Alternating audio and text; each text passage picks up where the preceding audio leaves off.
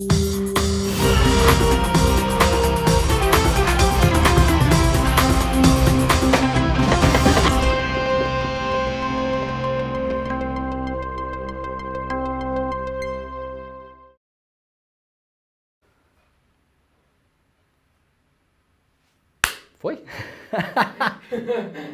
Pedro Falcão ficou fazendo assim, depois assim. Eu não sabia se o programa estava no ar ou não tá. Estamos no ar, Pedro Falcão. Segunda-feira, 4 de setembro, 7 horas da manhã. Muito bem, está começando o Desperta ICL de hoje. Muito obrigado a todo mundo que já está por aí. Eu vejo que tem muita gente já comentando no nosso chat. Para quem não sabe, o nosso chat está sempre fervilhando lá nos nossos canais do YouTube. Este programa é transmitido em todas as redes sociais, pelo menos as mais conhecidas, né? Você pode nos acompanhar pelo Facebook, pela Twitch, pelo Twitter, pelo Instagram, mas principalmente pelo YouTube, onde transmitimos no canal do ICL, no canal do Eduardo Moreira e no canal do Leandro Demori. Aliás, para quem não viu, no meu canal nesse final de semana lançamos uma série lá chamada Baú do Demori, uma série documental sobre a história política do Brasil. Quem não viu, por favor, depois tira um tempinho, né? À tarde, quando o ICL não tem programação, dá uma puladinha lá no meu canal para conferir, que ficou muito legal. Tem Brizola, hein? Tem Brizola na série, vale a pena. É um vídeo sobre os principais debates eleitorais que nós tivemos no Brasil depois do fim da ditadura militar. Tá muito, muito, muito bem feito. Gente, ó, muito bom dia também para quem nos acompanha pela TVT, TV aberta na Grande São Paulo, em São Paulo. Para quem não sabe, pode nos acompanhar também pela televisão, né? Não só pelas redes sociais, mas pela televisão. Também pela rádio, Rádio Brasil Atual, também em São Paulo e Grande São Paulo. E também na TV Quirimurê, lá na Bahia. Nesse final de semana, o tempo tá maluco, né? Eu não sei como tá na região de vocês aqui, mas aqui, nossa mãe, semana passada acho que fez as 4 estações na mesma semana. Gente, final de semana eu recebi várias mensagens. Sabe que nas redes sociais tem mensagens que ficam ocultas lá. As pessoas mandam mensagem para você, mas você não vê. E aí no Instagram fica num lugar, no Twitter fica no outro. Você nunca sabe onde é que estão essas mensagens. E final de semana eu tava acessando mensagens ali e tal, e vi muita mensagem de muita gente. Então, ó, gente, muito obrigado a todo mundo que está acompanhando o ICL. Gente falando que começou a acordar mais cedo para acompanhar o Desperta. Gente que falou que fica no trabalho a semana toda com o ICL, rodando o dia todo, né? A manhã toda, pelo menos, né? Vocês sabem que agora o ICL tem programação até às 11h30 da manhã. Quando terminar este programa aqui, vocês podem ficar no mesmo link, porque depois tem ICL Notícias primeira edição.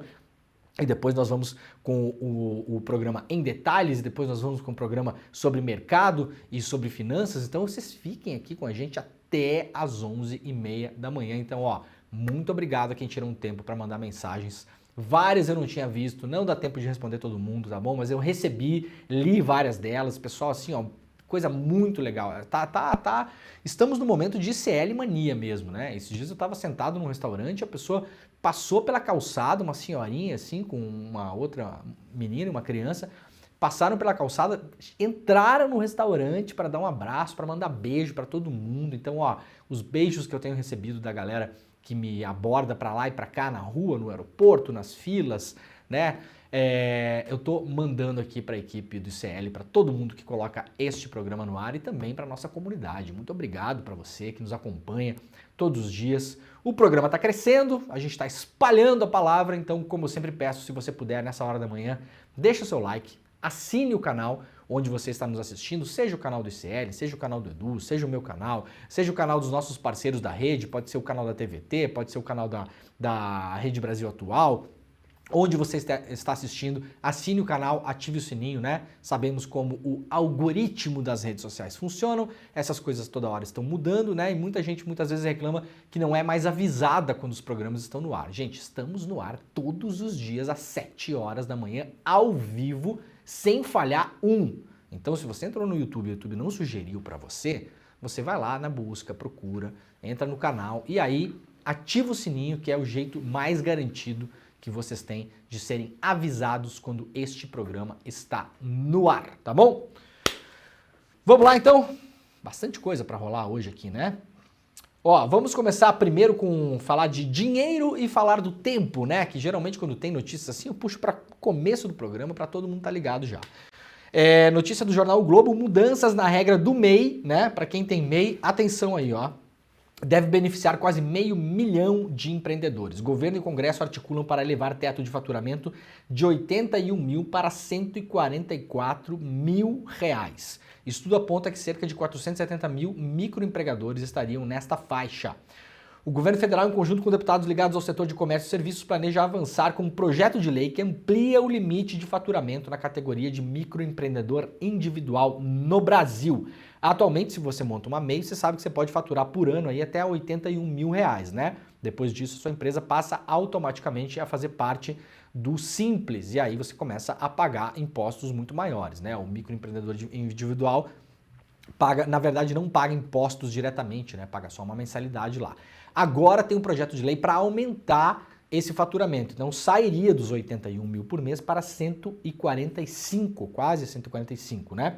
144,9 mil reais por mês, o que obviamente vai beneficiar muita gente que chega no final do ano, está estourando o limite ali, né, do faturamento da sua MEI. Então essa grana vai quase dobrar, na verdade, né?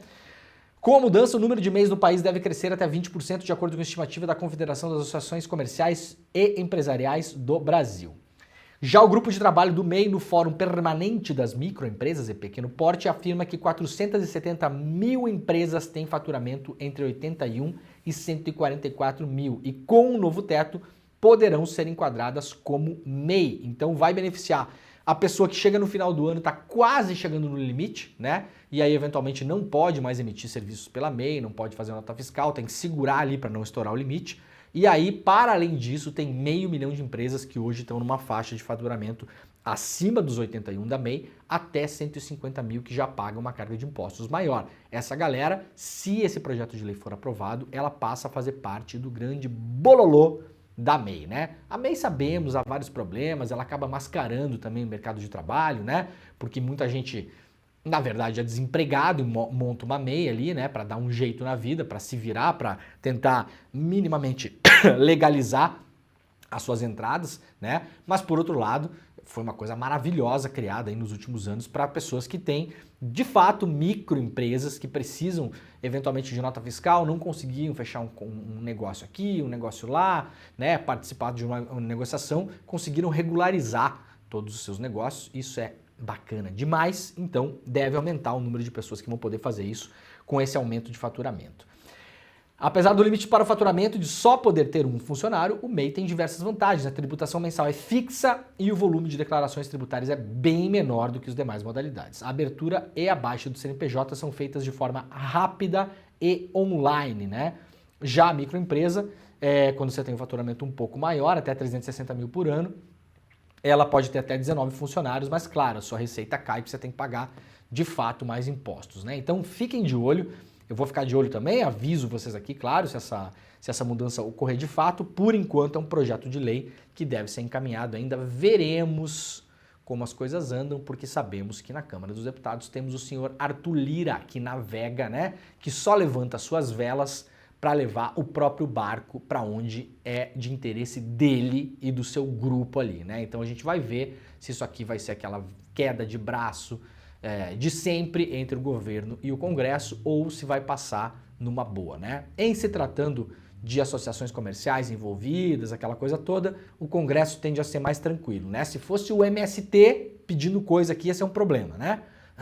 Mas como está o pessoal de comércio e serviços, aparentemente tem uma chance boa de passar. Então fiquem de olho, tá bom? Quem for MEI aí, avise também se você tiver contador, eventualmente tem gente que é MEI, mas tem contador, né? Ou se você for MEI, fique ligado. Para quem não sabe, tem o portal MEI lá no Gov.br, né? Então você pode acessar o portal MEI e ficar ligado lá também, porque lá tem as notícias mais atualizadas sobre isso, tá bom? Vamos lá, gente, ó. Em relação ao tempo hoje, ciclone pode atingir Rio Grande do Sul e ventos de 100 km por hora devem afetar até São Paulo. Um ciclone extratropical deve passar pelo oeste do Rio Grande do Sul a partir da madrugada desta segunda-feira. Segundo o Instituto Nacional de Meteorologia, uma frente fria que se aproxima do estado gaúcho ainda deve levar ventos fortes, chegando a 100 km por hora para as regiões oeste, norte e sul de São Paulo. O ciclone deve passar principalmente na cidade de São Borja, a quase 600 km de Porto Alegre, e depois vai se deslocar rapidamente em direção ao sudeste. A previsão é que ele atinja o Oceano Atlântico por volta das 9 horas e depois se desloque para o alto mar. A Defesa Civil Gaúcha emitiu um alerta para temporais, descargas elétricas, eventual queda de granizo, rajadas de vento e chuvas volumosas que podem durar até as 10 horas da segunda-feira. Já teve, aliás, ontem, né, queda de granizo em algumas cidades do Rio Grande do Sul. Então eu sempre falo, principalmente para quem mora no campo, né, tome as medidas necessárias para não deixar os animaizinhos, coitadinhos lá, né, na chuva, aquela coisa toda, recolhe a bicharada, se organiza. Se você tem carro também, puder colocar o carro num reparo, né, deixar ele embaixo de um telhado, que seja mais garantido, porque se tiver queda de granizo, você não vai ter a lataria do seu carro comprometida, né? Sim, nós estamos preocupados aqui com as coisas das pessoas também, né? A gente fala aqui, às vezes, do grande esquema geral da nação, mas esquece que a vida cotidiana é muito mais simples, né? E de repente a pessoa tem o carro todo arrebentado aí por granizo, quebra o para-brisa, não consegue trocar, não consegue trabalhar, é um problemão. Então sempre que tiver alerta de chuva forte e ciclones por aqui, eu tô sempre avisando para as pessoas ficarem de olho, principalmente para quem é acostumado a deixar o carro na rua ou deixar os animais, para quem mora no campo, né? Deixar os animais mais soltos. Então se liguem nisso, tá? Entre ontem e hoje as coisas podem ficar um pouco mais complicadas no Rio Grande do Sul e também em parte do estado de São Paulo. Galera, para quem perdeu o que aconteceu na semana passada, toda semana, todo sábado eu mando lá na minha newsletter um resumão da semana, então gosto de trazer aqui para vocês também saberem disso. Fala, meu querido. Ah, sim, muito bem, muito bom. agrandeguerra.com.br, uma newsletter mandada de graça todos os dias para os seus e-mails, né? Todos os dias não, todos os dias que tem coisa legal, porque a gente não fica enchendo o saco de ninguém com coisa inútil lá, tá? Então sempre que tem coisa interessante eu mando essa newsletter, agrandeguerra.com.br, e no final de semana agora fiz um grande resumão sobre o silêncio dos inocentes, só que não, né?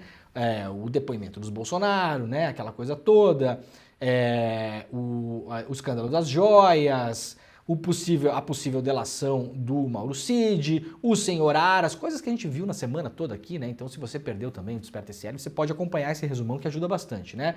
O senhor Aras dando declarações para a imprensa que no dia seguinte são usadas pela Michelle Bolsonaro no seu depoimento à Polícia Federal, né, senhor Aras? O senhor gosta, né, senhor Aras? Ai, se eu disser o motivo pelo qual acho que o senhor Aras faz essas coisas, não acabaria muito bem, né? O Zanin votando contra o marco temporal na semana passada. Descemos a lenha no Zanin aqui, sem pena. Aqui a gente não tá para fazer figuração, aqui a gente não tá para torcer para partido nenhum, não tá aqui para ser tiete de político. Quem espera isso do Desperta e do ICL em geral caiu no lugar errado, né? A gente vem aqui todos os dias, a gente analisa o que tá rolando no mundo e o que tem para falar e o que é para ser falado é falado. Tem gente que não gosta. Dois trabalhos, né? Não gostar e deixar de não gostar também. Mas eu vou dizer o seguinte, engana-se também quem pensa que as pessoas vivem nesse mundo onde você só presta se você torce indiscriminadamente, sempre, sem nenhum ponto crítico para alguém, né? Na verdade, isso tende a se tornar nicho, viu, pessoal? Inclusive para os jornalistas que acompanham aqui, tá? Mantenha a sua independência, mantenha, né, a coluna ereta, fala o que você pensa, vá atrás dos fatos, não tenha medo, as pessoas gostam de saber o que está rolando de fato, tá bom, gente? O grupo de torcedores é menor do que parece, a diferença é que são mais barulhentos, mas nós não deixamos nos enganar por barulho neste programa, né? A audiência gosta de saber o que está rolando, ninguém gosta de ser enganado, né, gente? Salles virou chacota na CPMI também, falamos aqui na semana passada, né? Mostramos o vídeo maravilhoso da Sâmia Bonfim, deputada colocando lá na CPI do MST as plaquinhas mostrando os crimes, né? Pelos quais agora o Salles, né? Vai responder na justiça, virou réu, né? E o videozinho maravilhoso da CPI cantando a musiquinha do réu Lator. Agora, né, Ricardo Salles virou réu Lator. Tá aqui o vídeo para quem não viu, o vídeo é incrível, né? Tá lá na newsletter também. E o vídeo da galera cantando réu Lator. Eu separei pra gente aqui, pra gente saber e não esquecer. Na semana passada eu falei sobre isso, mas separei também aqui na newsletter os crimes pelos quais o Ricardo Salles vai responder agora, né? Então o Ricardo Salles agora virou réu por corrupção ativa e passiva, prevaricação, advocacia administrativa, facilitação de contrabando de madeira, no caso, né? Desacato, crime contra a administração ambiental, obstar ou dificultar a fiscalização do poder público, falsidade ideológica, violação de sigilo funcional e organização criminosa, Ricardo Salles, né? Ah, Ricardo Salles, eu acho O Ricardo Salles é um pouco mais inteligente do que a média dessa gente que apareceu nos últimos anos da política brasileira, tá? Isso não podemos dizer. Não estou dizendo que ele tenha menos maldade, estou dizendo que ele não é tão desprovido de fósforo, né? Mas eu acho que o destino do Ricardo Salles, se ele continuar forçando as coisas como está forçando, nós vimos o que ele fez na CPI do MST, invadindo casa de pessoas, invadindo propriedades privadas, né? Levando meia dúzia de gente ali com depoimentos manipulados para falar sobre o MST, né? Como disse o Stedley, né, quando foi lá, o Stedley foi lá e falou, olha, se você quiser uma amostragem de como é o MST, e o MST está aberto a todas as críticas do mundo, qualquer denúncia deve ser feita, inclusive se tiver abusos nos assentamentos, as denúncias devem ser feitas na polícia. Isso o Stedley, quando foi chamado lá, falou. Agora, senhor Ricardo Salles, já que temos 500 mil famílias assentadas, né, o senhor tem que chamar 1% das famílias para depor na CPI para ter uma ideia do que é o MST, né? Então tem que ter 5 mil pessoas depondo aqui, no mínimo. E aí o Ricardo Salles falou que não queria obstaculizar, né, o debate por conta da estatística, né? Não vamos deixar a estatística, não vamos deixar a matemática atrapalhar as nossas convicções. Que é isso, senhor Stedley? O senhor quer trazer ciência para cá? O senhor é maluco? Isso aqui não tem nada a ver com ciência, né? Por que vamos deixar a matemática atrapalhar as nossas conclusões, né? Bom, Salles, agora o senhor vai ter bastante tempo para pensar sobre matemática, né? Fazer cálculo, saber esses dinheirinhos que entraram aqui na sua conta e na conta de outras pessoas, quantos metros cúbicos de madeira foram contrabandeados, né? Quanta grana entrou nessa organização criminosa de corrupção passiva e ativa, né? Aquela coisa toda, né? Quantas carteiras de identidade foram falsificadas ou assinaturas foram falsificadas para fazer falsidade ideológica, né? Então, assim, vai dar para fazer bastante conta agora, né, Salles? O senhor que é inimigo da estatística, vai ter bastante tempo agora para fazer conta no seu próprio processo, tá bom? Ai, essa tal matemática. Essa matemática é uma complicação, né? O Stedley vai lá e quer levar a estatística para discussão, Pedro Falcão. Para quê? Tá tudo tão organizado ali. Teve uma moça que deu um depoimento lá na CPI do MST, eu juro pra você, eu fiquei vendo o depoimento inteiro. Ela ficou por baixo uns 20 minutos tentando chorar e não conseguiu. Ficou lá, contou uma história super triste, que o MST sequestrou o filho dela, que entraram na casa dela de madrugada, e ela ficou fazendo aquela tentativa de choro, assim, sabe? Você que é ator, sabe, Pedro Falcão? Eu ensino pra ela. Tinha que ensinar, né? Tem que fazer o quê pra chorar? Tem que pensar em outra coisa, é isso? Não, eu faço, tipo, estímulos, assim, com o próprio corpo, sabe? Tipo, tremedeira, aí tu começa a falar mais lento e tal, aí eu choro bem vindo. Você não fica pensando numa coisa triste da sua família, não é assim que funciona pra chorar? Não. Eu achava que a pessoa ficava pensando na morte da bezerra, não é isso? É que senão depois, se tu pensa muito nisso, aí tu não vai conseguir chorar, porque vai ser uma coisa recorrente, entendeu? Aí assim é um gatilho. Viu, senhora que foi no MST? Ricardo Salles. Agora a CPI tá acabando, Pedro Falcão. Podia ter falado isso antes, inclusive, né? Ricardo Salles, se a CPI continuar e o senhor tiver que levar de novo gente aí que não sabe, não consegue chorar, porque tá mentindo, porque tá inventando história, porque tá aumentando história, aquela senhora claramente depois, aliás, o filho dela apareceu nas redes sociais, fez um vídeo dizendo que a mulher tava mentindo, né? Assim, ó, eu sou bom em pegar mentiroso, Pedro Falcão, porque é parte do meu trabalho, né? Como jornalista, eu preciso ficar atento à mentira também, né? Eu botei o olho naquela senhorinha e falei, tá mentindo. A senhora tá mentindo que eu tô vendo, né? Se o Salles soubesse que temos aqui o Pedro Falcão poderia ter dado um coach lá, né? O Pedro Falcão de choro, né? Vai lá antes da CPI. Quem que precisa chorar aqui? Dona Fulana. Me conta a sua história, dona Fulana. A senhora vai mentir sobre o quê? Daí pra chorar a senhora faz o seguinte, fica o quê? Fica pisando no próprio pé, é isso, Pedro Falcão? Fica apertando a própria unha, assim. Mas eu também não quero ficar do lado de otário, não, tá? Não vai ensinar o otário a chorar, né? Tá, não vai ensinar, viu, Salles? A busca do hacker Delgatti, né, sobre a delação premiada que ele pretende fazer na CPI, nunca teve CPI no Brasil que fez acordo de delação premiada, seria inédito, já falei aqui, sou contra, já falei, tenho admiração profunda por vários parlamentares que estão nessa CPI, é gente assim, ó, de primeira, inteligente, preparada, correta, tudo isso. Mas você não vai fazer delação premiada numa CPI onde Flávio Bolsonaro e Eduardo Bolsonaro são membros da CPI. Gente, não vai dar certo. Tem Damares ali, tem o presidente da CPI, é outro que, pelo amor de Deus, né? Então, assim, melhor não, tá? Vamos deixar isso aqui para os profissionais. Se tiver delação do Delgatti, talvez a Polícia Federal possa fazer, né? E vida que segue, né? O G. Dias foi lá para a CPI, admitiu que na prática foi frouxo no 8 do 1, né?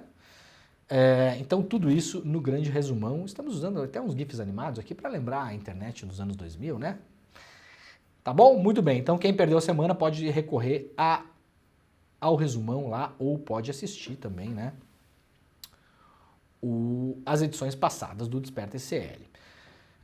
Matéria publicada lá no Plural de Curitiba, né? Um site plural.jor.br. Integrantes do MBL invadem reitoria da Universidade Federal do Paraná, usam spray de pimenta e deixam mulheres feridas. Militantes que invadiram o centro acadêmico chamavam alunos de vagabundos. Funcionária levou soco e aluna foi atirada no chão. Perdão. Aqui estão as fotos.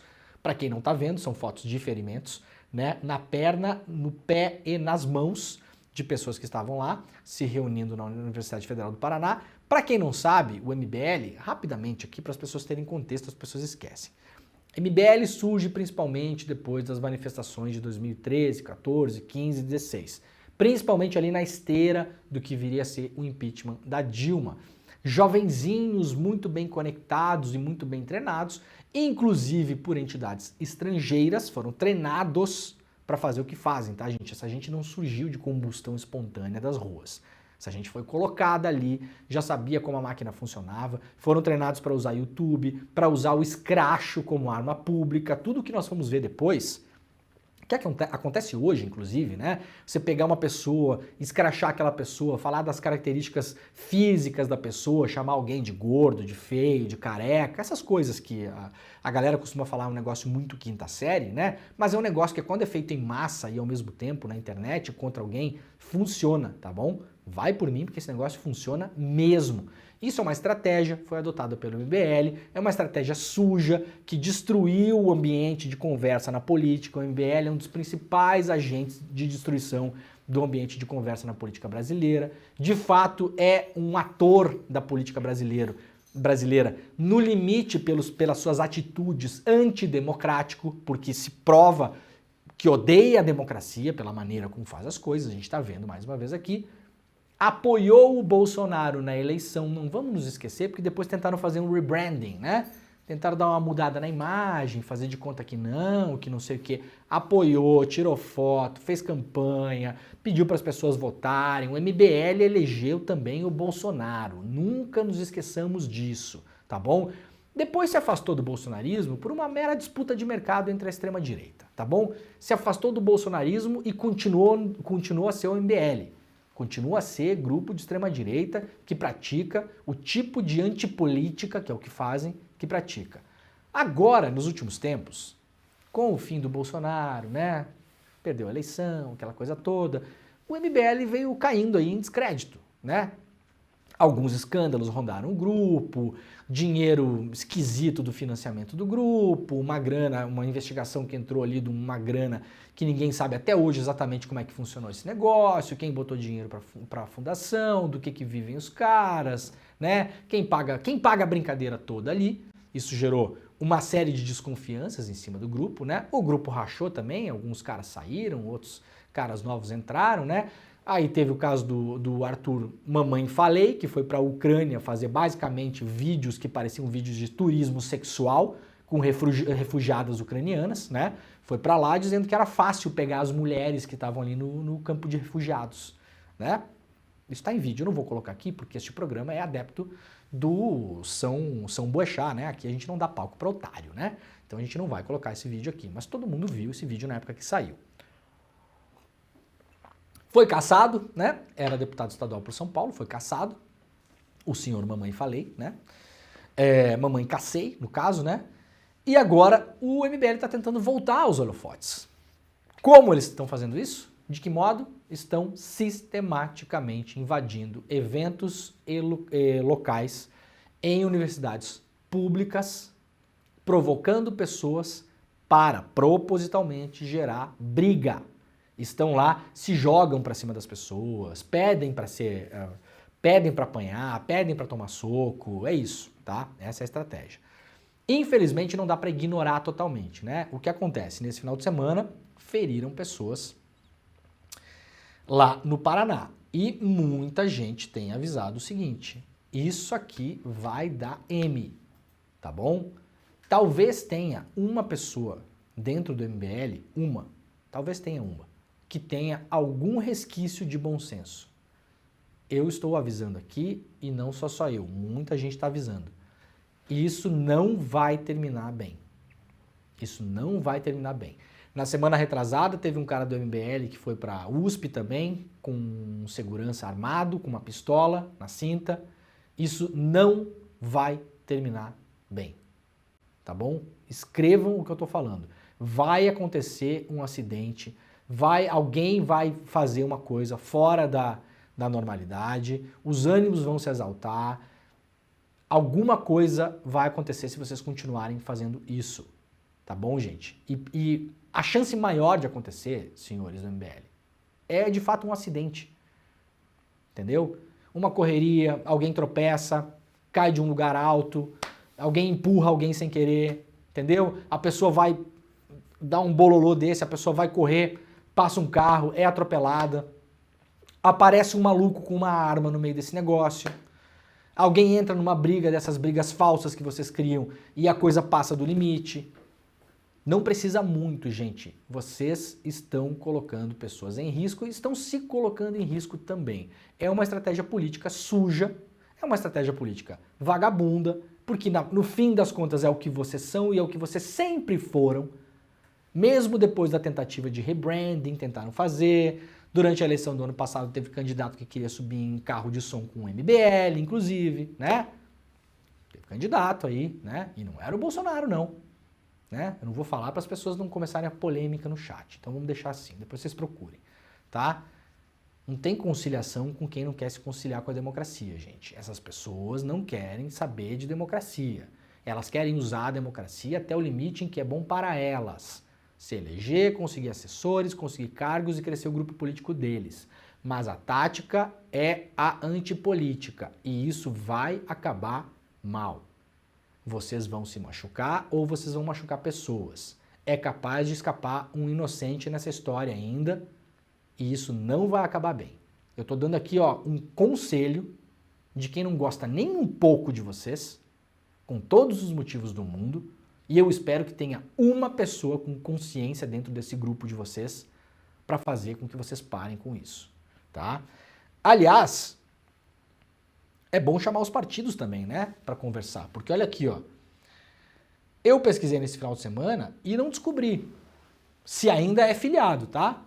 Mas um grupo de 8 pessoas liderados por 3 homens, um deles é o senhor João Betega. Esse cara aqui já foi candidato a deputado estadual no Paraná pelo Partido Novo. Ô, senhores do Partido Novo, esse cara aqui tá filiado no partido de vocês ainda? Vocês, por acaso, são um partido, né, o partido moderninho do sapatênis, né, como diz o pessoal, né, o bolsonarismo do sapatênis, né? Cada vez mais se prova isso, né? Esse João Betega ainda é do quadro do Partido Novo? É, não é? É apoiado por vocês, não é apoiado? Vocês são um partido que apoia esse tipo de ação aqui em universidades públicas, agressão, provocações, isso aqui vai terminar mal. Isso aqui vai terminar mal. Tá piorando cada vez mais. Partido Novo até agora calado, né? Vocês não vão fazer uma nota nem nada? Vocês apoiam isso aqui? Para mim, o Partido Novo, por enquanto não se movimentar em relação a esse cara, apoia. Tá achando ótimo. Tá quieto, tá gostando quieto, né? Vamos lá, ô Partido Novo. Muito bem. Gente, casos de Covid estão aumentando quase 88% no Rio de Janeiro e infectologista faz alerta. Isso aqui é da coluna do Anselmo Góes, mas realmente fiquem de olho. Eu trouxe aqui só pra gente lembrar. Façam as vacinas estão aí. O índice vacinal no Brasil caiu nos anos Bolsonaro. Por que será? Como diz o áudio lá do Medo e Delírio em Brasília, né? Ai, ai. Por que será? Tá aumentando agora de novo, aos poucos, mas prestem atenção. Lá em casa nós tivemos um caso de Covid, né? 2 semanas atrás aí, tivemos que isolar a mamãe, aquela coisa toda, ficou tudo bem, né? Mas, de novo, atenção, tá bom? As coisas estão por aí, ainda nunca foram embora, né? Alta da Covid, nova variante é detectada em ao menos 3 estados. Saiba o que fazer para se proteger. Bom, o que fazer para se proteger? Vacina, primeira coisa, né? E se você quiser, obviamente, em alguns lugares você pode voltar a usar máscara. Não tem por que não. E não perca o hábito que o mundo todo conseguiu na pandemia, um hábito maravilhoso de lavar a mão, né? A gente não tinha o hábito de lavar a mão, que loucura, né? Se eu penso antes da Covid, quantas vezes a gente passava o dia todo, vai pra cá, vai pra lá, vai em restaurante, pega metrô, depois não sei o que, bota a mão na boca e abre um chiclete, bota o chiclete com a mão que encostou no negócio do ônibus e, sabe, o dia todo, né? Agora eu adquiri o maravilhoso hábito de lavar as mãos e nunca mais esqueci, né? Não por causa agora da Covid, mas por tudo, né? Então, não percam esses hábitos de higiene mínimos, né? E usem máscara em locais que vocês... Assim, por que não? Vai pegar um voo. Se você achar que tem que usar máscara, por que não? Coloca a máscara. Principalmente se você acha que você está com resfriado, né?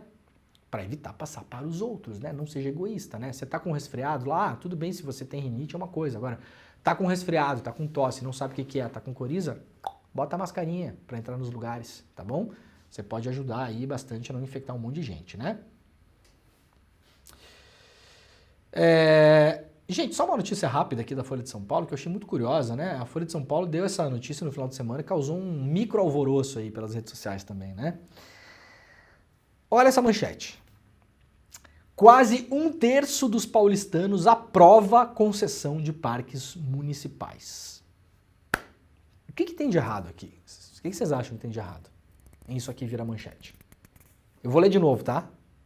Os caras fizeram uma pesquisa para saber quantos por cento das pessoas que moram na cidade de São Paulo, não necessariamente paulistanos, porque eu imagino que eles não pedem a identidade para a pessoa, para saber onde ela nasceu. Então eu acho que isso aqui já está errado, que não é paulistano, é quem eles acharam lá em São Paulo caminhando nos parques. Pode ser a pessoa de qualquer lugar. Então pessoas que moram em São Paulo ou que estavam lá, né? Quase 1/3 aprova a concessão de parques, ou seja, a privatização da administração dos parques públicos. Para 35% dos entrevistados pelo Datafolha, serviço segue igual, enquanto 18% acham que houve piora. Qual o problema dessa manchete aqui? Sabe me dizer, Pedro Falcão? 2/3 não aprovaram, então... 2/3 não aprovam. Ai, cara, sério. Eu falo que até a semiótica era melhor antes do bolsonarismo, cara. O bolsonarismo piorou tudo, piorou. Estragou até a semiótica. Ô, gente, pera lá, cara. Parques públicos como Ibirapuera, Trianon e Lajeado são administrados por empresas privadas. Esse é o enunciado da pesquisa. Os serviços oferecidos por essas empresas estão... Pergunta para a população que mora em São Paulo. Pergunta o Datafolha. Estão melhores? Estão iguais? Ou estão piores do que os oferecidos anteriormente pela prefeitura? 28% das pessoas acha que melhorou. 35% acha que não mudou nada. 18% acha que piorou. E 20% não sabe. Então, para 35% das pessoas que acha que não mudou nada, o poder público está apenas fazendo com que grupos privados tenham lucro nos parques. Porque se não mudou nada, por que raios você está permitindo uma entidade privada ganhar dinheiro com o parque público? Se é para não mudar nada. Primeira questão. Segunda questão. Quase 20% das pessoas acham que piorou o serviço. Então, qual é a escolha de manchete da Folha? 28% acha que está melhor. Será que não seria o contrário? Né? Será que não seria o contrário? Se a gente somar 35 com 18, 35, 45, 55, 50, é isso? 55? 60, mais de 60%, né? Então, para mais de 60% das pessoas, dos paulistanos, vamos reescrever a manchete? Eu adoro fazer isso. Ai, meus colegas jornalistas, muitos deles odeiam, né? Que coisa, que é muito ruim odiar as coisas, gente. É muito ruim. Vamos reescrever a manchete? Aqui é quase um terço dos que aprovam, porque é 28%, então não dá um terço, né? Então vamos colocar assim, ó, quase 60% dos paulistanos acha que concessão de parques municipais está igual ou pior do que quando eram públicos. Não seria essa a manchete? Estou ficando muito louco? Vocês estão acompanhando o raciocínio? Se quase um terço dos paulistanos aprova, significa que 2/3, mais de 2/3, porque não é um terço, é quase um terço, então mais de 2/3 ou não sabe, ou reprova, ou acha que está igual. Então vamos reescrever a manchete. Quase 60%, mais de 60% dos paulistanos acha que concessão de parques municipais está igual ou pior de quando eram administrados pelo poder público. Ô, meu povo! É difícil assim defender vocês, né? Depois vem bando de bolsominion maluco falando que a imprensa mente, que a imprensa manipula, daí fica a gente aqui dando os pulos nossos, né? Não, isso aqui é uma escolha editorial, veja bem.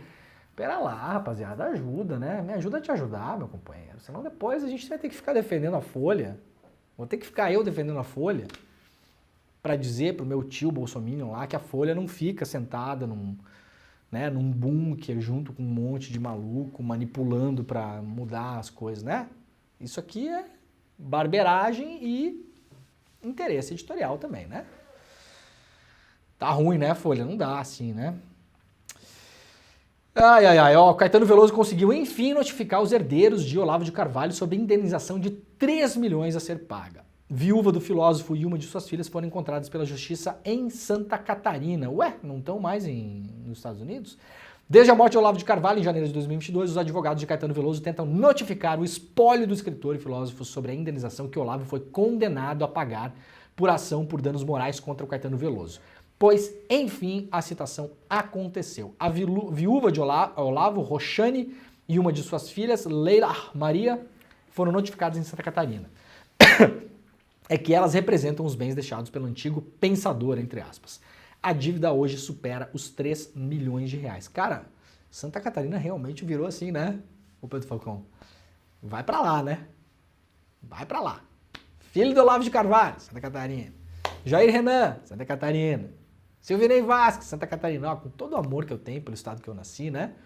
Tenho lugar de fala, inclusive, pra falar mal de Santa Catarina quando eu quiser. Pelo amor de Deus, gente. Tem jeito não, né? Assim, virou o refúgio, né? Como diria, acho que era a frase do Nelson Rodrigues, né? O patriotismo é o refúgio dos canalhas. Era do Nelson Rodrigues que era essa frase?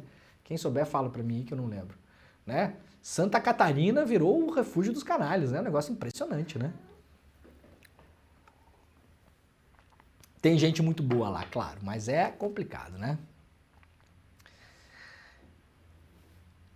Ó, gente, uma nota do Lauro Jardim esse final de semana causou um certo alvoroço aí.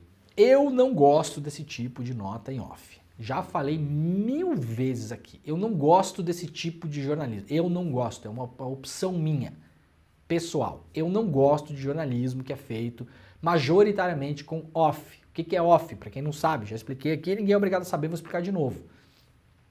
A imprensa trabalha com fontes. Então você vai lá, vai fazer uma matéria, você fala com alguém, né?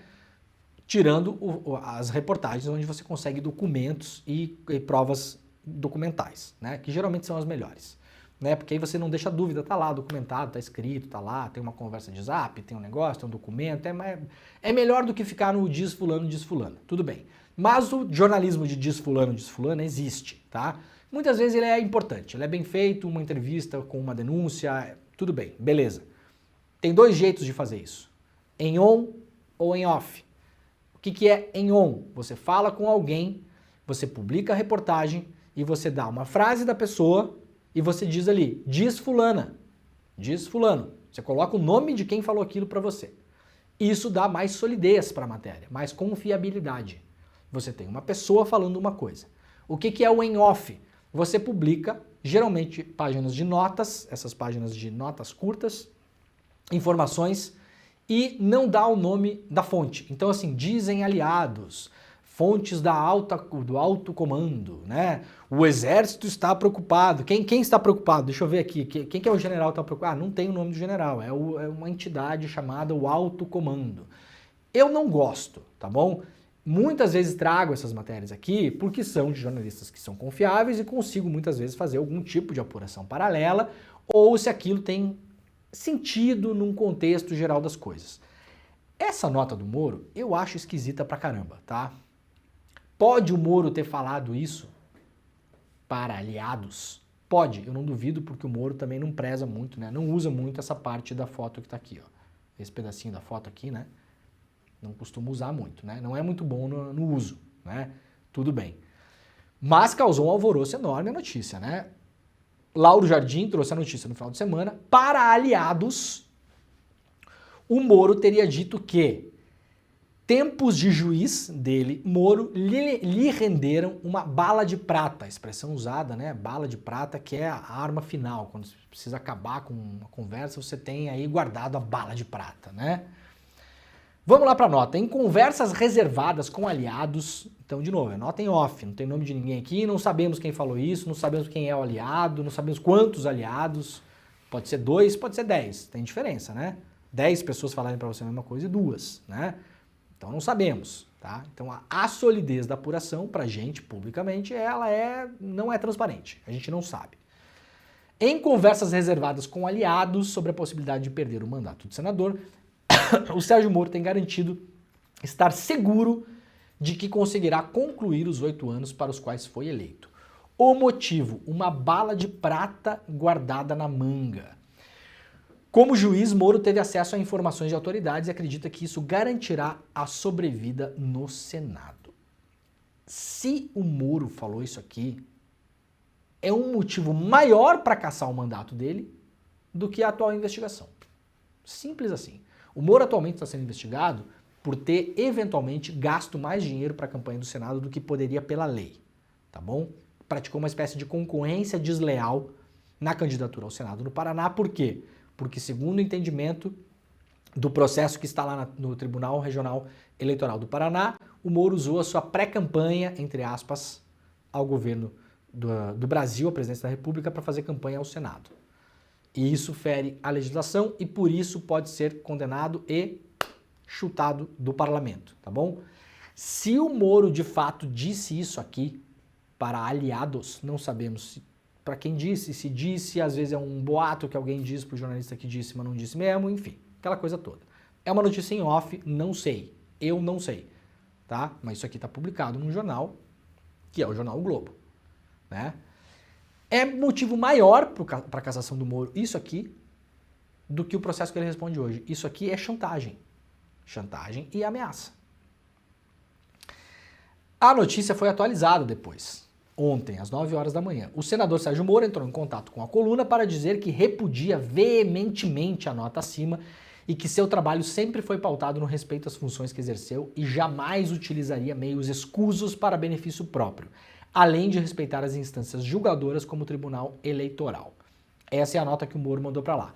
Bom, essa nota aqui não ajuda muito porque o Moro nunca respeitou as instâncias julgadoras, disse que jamais usou meios escusos para benefício próprio, usou, né? Nós vimos em todas as conversas da Lava Jato, né? Usou inclusive a própria Lava Jato para a sua candidatura e para depois virar ministro do Bolsonaro. Então isso é uso de meios escusos para benefício próprio, né?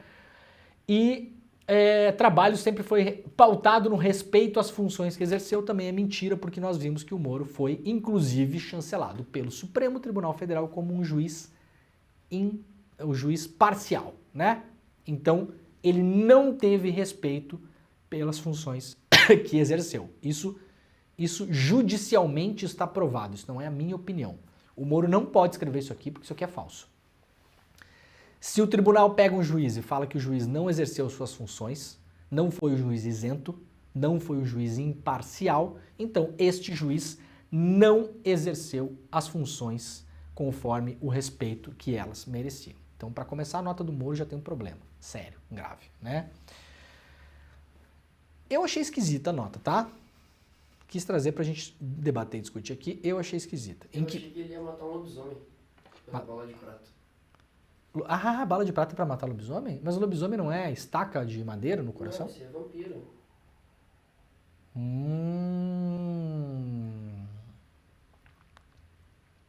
Veja só. É verdade, Pedro Falcão. Não lembrava disso. Muito bem. Gente, matéria publicada lá na revista Veja. Investigação do CNJ encontra esqueletos da Lava Jato em Curitiba.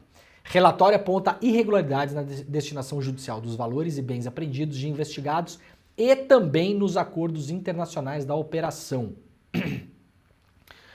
O Corregedor Nacional de Justiça, o ministro Luiz Felipe Salomão, deflagrou há 3 meses uma profunda investigação na 13ª Vara de Curitiba, a vara do senhor Sérgio Moro. Os achados da equipe da Corregedoria revelam de um lado desconhecido sobre a Lava Jato. O relatório sigiloso será divulgado nos próximos dias. O CNJ avaliou atos de magistrados e a destinação de verbas bilionárias de multas e acordos com investigados. Também levantou o paradeiro de bens apreendidos, hoje espalhados em museus e armazéns sem nenhum controle. Segundo a revista Veja aqui, há irregularidades na destinação judicial dos valores e bens apreendidos de investigados e também nos acordos internacionais da Lava Jato. Isso aqui para a gente lembrar, né? Isso aqui foi objeto de reportagens da Vaza Jato, no Intercept, na agência pública e mais recentemente aqui no ICL, eu e o camarada Jamil Chad publicamos no UOL, na newsletter A Grande Guerra e no ICL, matéria sobre os acordos internacionais da Lava Jato, mostrando todo o conluio entre procuradores suíços, entre os procuradores brasileiros e entre os procuradores e os agentes americanos para fazer a divisão das multas que seriam pagas pela Odebrecht e pela Petrobras nos Estados Unidos. Isso causou um alvoroço, abriu-se várias linhas de investigação depois da publicação das matérias, que foram publicadas, se eu não me engano, mais ou menos uns 2 meses atrás aí, né? E agora a Corregedoria afirma que sim, aparentemente há irregularidades nos acordos internacionais. O relatório indicará uma série de providências. A apuração interrogou pelo menos 10 pessoas, entre servidores, juízes, desembargadores, procuradores do Ministério Público, advogados, representantes da Transparência Brasil e da Transparência Internacional e diretores da Petrobras. Veremos como as coisas andam, vamos ficar de olho nisso, né? Claro. Deixa eu puxar rapidamente uma coisa aqui. Peraí que a gente tem que ir direto para o que interessa aqui. Aqui. Já são 7h48, né? Temos muita notícia hoje e pouco tempo. Gente, matéria de final de semana também, que foi publicada pelo Carlos Madeiro lá no UOL, né? Publicada, na verdade, agora de madrugada. Nessa madrugada de agora, 4 horas da manhã, mas no final de semana isso já estava rolando um pouco nas redes sociais. Os bolsonaristas estão pregando agora no 7 de setembro um fique em casa. Né? Essa gente consegue ser piadista até com a campanha que salvou a vida de milhares de brasileiros, né? Para quem não lembra, o Fique em Casa era a campanha durante a Covid, para as pessoas ficarem em casa, para não pegar Covid, né? Como o pessoal da extrema-direita não acredita nisso, né? Aliás, lamentavelmente, muitos pegaram Covid e passaram para outras pessoas, que acabaram tendo comorbidades sérias por causa da Covid ou faleceram, né? Então, por causa dessa gente, outras pessoas morreram também, diretamente. Isso aqui é uma ligação direta, né? Sei que o Ricardo Salles, por exemplo, não gosta, né, de ciência, matemática e tal, mas é diretamente, né? Se você tem o Bolsominion da sua... Bom, vamos lembrar que o Bolsonaro trouxe Covid pro Brasil, né, gente? O Bolsonaro foi para os Estados Unidos, pegou o Covid lá, ele e um monte de gente do grupo dele, e desembarcaram em Brasília com Covid, com uma variante que não tinha no Brasil ainda, né? O Bolsonaro, para além de tudo, infectou Brasília. Para além de tudo. Né? Então, o Bolsominion não é inofensivo porque ele passa a Covid para os outros também. Agora estão fazendo piada com o Fique em Casa no 7 de setembro. Né? Porque estão revoltadíssimos com o exército não conseguiu dar um golpe. Né? Gente, pessoal, o exército fez tudo o que pôde, o exército abrigou os acampamentos. Vocês têm que assim, né? ser condescendentes um pouquinho com os generais. Os generais só não conseguiram dar um golpe no Brasil porque não tinha clima. Porque vocês são minoria. Tá bom? O número de pessoas, de acelerados, né? O número de malucos no Brasil, o número de golpistas, de criminosos, que é isso tudo que vocês são, graças a Deus ainda é minoria no país. Então por isso não deu certo. Não teve apoio externo. O Congresso dos Estados Unidos se manifestou, ameaçando cortar a cooperação militar com o Brasil caso o exército se imiscuísse nas eleições brasileiras, né? A sociedade civil organizada se juntou, fez passeata, né? Protesto. Então, assim, teve um grande movimento para defender a democracia. E vocês perderam, porque vocês são minoria. Tá bom? Então, por isso que não deu certo. O exército não poderia fazer mais por vocês. Veja bem, o exército já fez, né? As Forças Armadas Brasileiras fizeram o quê em prol do golpe, da tentativa de golpe militar nos últimos anos? Fizeram tudo o que puderam. Desfilaram tanques em Brasília no 7 de setembro, aquele desfile ridículo que teve, com aqueles tanques saindo fumaça preta por tudo que é lugar, né? Que serviu pelo menos pra gente dar um pouco de risada diante da cena macabra que era. Permitiram acampados na frente das unidades militares, que poderiam ter expulsado vocês de lá, não expulsaram. Permitiram que vocês voltassem para o acampamento depois de quebrar tudo em Brasília.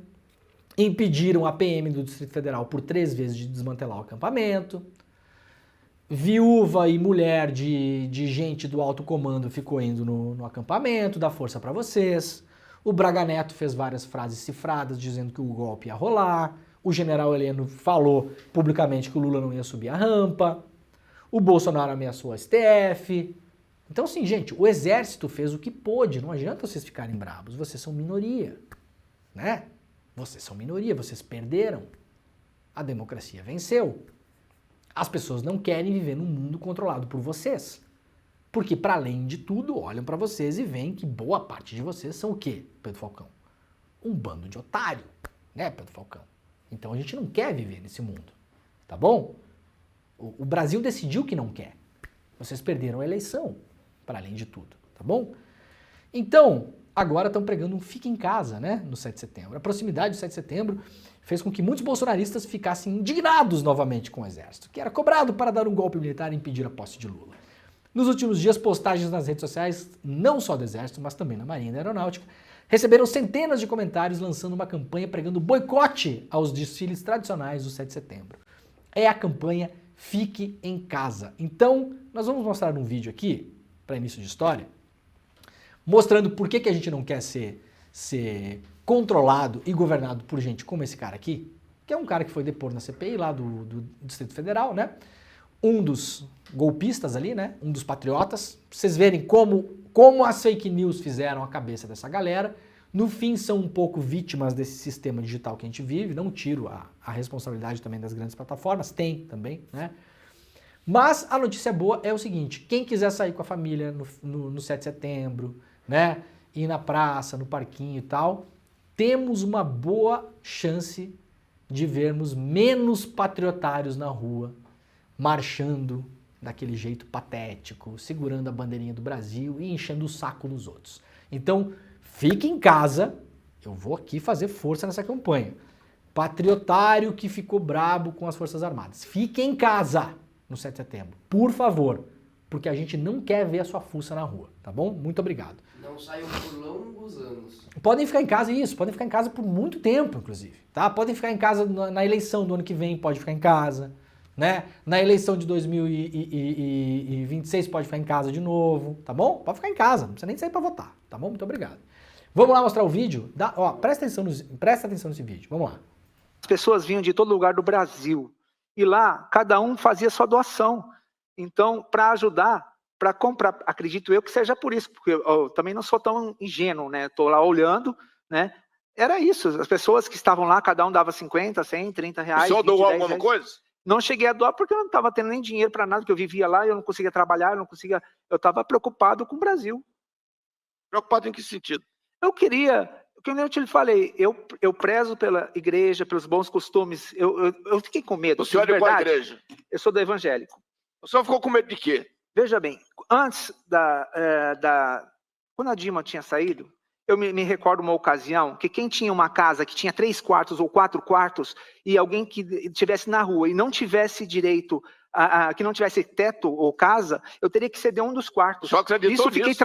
Eu fiquei traumatizado com isso. Isso me chocou, senhor. Você deve ter chegado num grau de... Sim. A televisão, ela faz isso. A televisão, ela faz com que a notícia gente... de alguma pessoa que tomaram e invadiram o quarteiro para tirar ele de casa? Como, senhor? O senhor está dizendo que ficou com medo de ter que entregar um quarto da sua casa. Você tem notícia de alguma pessoa que teve que sair? Não, porque a Dilma saiu. Não, o senhor tem notícia disso? Agora, neste momento... Que a Dilma ficou 8 anos no governo. 8 anos não, ficou 6 anos. 5 anos. Sim. O Lula ficou 8. Sim. Eu votei nele, inclusive. Eu votei nele, viu? Alguma casa foi tomada? Não, senhor. Quer Mas dizer, a mídia... A pregação chegou a tal ponto Isso. do senhor acreditar que ia ter que repartir o seu barraco. Sim, senhor. Ai, né? O Pedro Falcão é triste, né, cara? Parece aqueles personagens do Porta dos Fundos, né? Se a gente coloca isso no ar e não fala que é um negócio do Porta dos Fundos, é capaz das pessoas acharem que é do Porta dos Fundos. Por que o senhor vira um golpista e quer acabar com o comunismo? Porque eu vi as notícias, sabe-se lá onde o cara viu isso, que a Dilma ia botar uma pessoa morar na minha casa. Tá aí o comunismo, entendeu? Gente, juro pra vocês, eu tenho idade suficiente pra saber que essa história de que o PT ia botar gente morar na sua casa é uma história da eleição de 89. Eu era moleque na minha cidade quando teve a eleição de 89, eu lembro até hoje. Passava em todos os diretórios dos candidatos pegando os adesivos, Pedro Falcão. A gente pegava os adesivos do Ulisses, do Collor, do Brizola e tal. O do Collor a gente pegava porque a gente recortava o adesivo do Collor e fazia a palavra louco. E aí colava a palavra louco nos postes da cidade toda. Tu vê, a gente era criança e já sabia que o Collor era maluco, né? Porque criança sabe das coisas. Gente, a história de que o PT ia botar gente morar na sua casa é uma fake news pré-digital da eleição de 1989. Quem viveu essa eleição sabe, a gente ouviu isso no Brasil inteiro. Se você tinha criança com muito brinquedo, você ia ter que dividir os brinquedos. Tinha esse papo. Agora tem cara aí acreditando nisso de novo, né? Senhor, fique em casa, por favor, no dia 7, tá bom? Temos que encerrar nossa rede. Muito obrigado quem nos acompanha na TVT, na TV Quirimurê e também na Rádio Brasil Atual. Um beijo pra todo mundo. Estaremos de volta amanhã às 7 horas da manhã. Tchau. E tá acabando o programa, né? Então, eu sugiro que vocês falem com o seu tio malucão, tio doidão, tá? Esse cara aqui, não interessa o nome dele, esse cara aqui é o tio do Zap, né? Esse cara aqui, ele não tem nome, esse cara aqui. Esse aqui é o homem sem rosto, né? Esse aqui é o tio do Zap. Mas alguém botou alguém morar na sua casa? Não. Não, mas iam botar. Mas iam botar quando, cidadão? Se o PT ficou no poder 250 anos. Mas uma hora... Então, assim, não tem saída. Não há saída. Não há saída cognitiva. Os caras estão presos no labirinto mental, esse negócio. Não tem saída. Isso é espírito de seita. Seita, tá bom? Seita, como diz o Pedro Falcão, né? Seita, aceita joia, aceita pix, né? Aceita tudo. Então, fica em casa, tá? O senhor que foi lá na CPI. Fica em casa. Os senhores e as senhoras que têm os seus parentes aí que estão na seita, falem com eles, sem ironia nenhuma. Vá lá, fala no Zap. Olha, eu acho que o exército realmente pisou na bola. Tinha que ter dado golpe, não deram. Eles não merecem que vocês saiam de casa no 7 de setembro para acompanhar o desfile. Então, fique em casa. Que aí a gente pode ir pra rua, né? Andar de bicicleta, fazer aquela coisa toda, ser feliz, fazer piquenique, né? Ouvir Caetano Veloso, né? Sem ser chamado de comunista, né? Não é bom? Então, um beijo. Amanhã estaremos de volta. 7 horas da manhã. Agora começa o ICL Notícias primeira edição, então você fica neste link, não se movimente, não mexa no mouse, não clique no xizinho, não faça nada, só fica parado aí, só respira, que o ICL Notícias primeira edição está começando. Amanhã, 7 horas da manhã, Desperta ICL de volta. Muito obrigado.